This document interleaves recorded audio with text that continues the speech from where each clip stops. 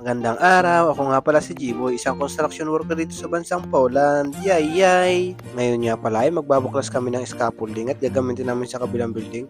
Wala kasi kami matungtong doon kaya ililipat namin to. Tapos naman na tong pailan ng silka. Pagtapos nga namin magbaklas ay agad na rin namin kinabit ito at tanghali na kailangan na daw ito matapos at tapos na lang ito ng ibang lahi kaya minamadali na ito. Malapit na nga kami matapos dito kaya sabi ko sigurado matatapos namin to hanggang hapon.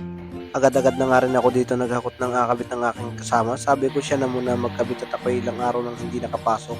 Kaya kailangan ko magbanat ng butos. Sabi naman niya, sige ikaw pa, lakas mo sa akin, ako lang mahina sa iyo. Dito nga at ako'y nakakaramdam na agad ng pananakit ng balikat. Kala ko'y maliliit lang yung aming kakabit. Yun pala yung sobrang bibigat. Kaya sabi ko okay lang, slow naman to. Dito habang ako'y nagkakating, sabi ko kaya siguro ito ng dalawang baliktad daang. Siguro lang pala yun, sobrang kapal pala noon, hindi kakabuti ng grinder, kaya naman ano pang gagawin, kailangan ng martilyo at pukpukin ito at nang makuha natin yung kailangan natin para may kabit na ng ating kasama. Pagkatapos kong magpupuk dito ay tinawag agad ako ng aking kasama, kailangan niya ng tulong ko at iipod namin yung tungtungan niya at hindi siya makabot sa kabila, di naman daw siya si Spider-Man, kaya tinulungan ko na rin agad. Napapansin ko, aba, kakaunti na pala itong silka na aking inahakot. Kanina isa't kalahating palita pa ito eh. Kaya pala sabi ko masakit na yung aking tuhod kakahakot itong silka na ito.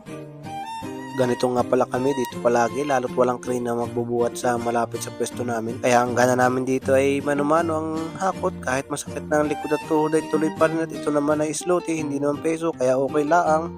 Natapos na nga ako dito maghakot kaya linis-linis na at siguradong ito ay uwian na naman. Diyan pa naman ako mabilis sa uwian. Lalo't masakit ng katawan, abay kabilis ko diyan. Ito nga at hindi ako nagkamali at tapos na ang aking kasama ay talaga naman katulin din na rin magkabit. Tingnan nyo naman pasimple-simple lang yan pero yan ang bilis niyang kumilos palagi. Ay shit, hanggang dito na lang muna.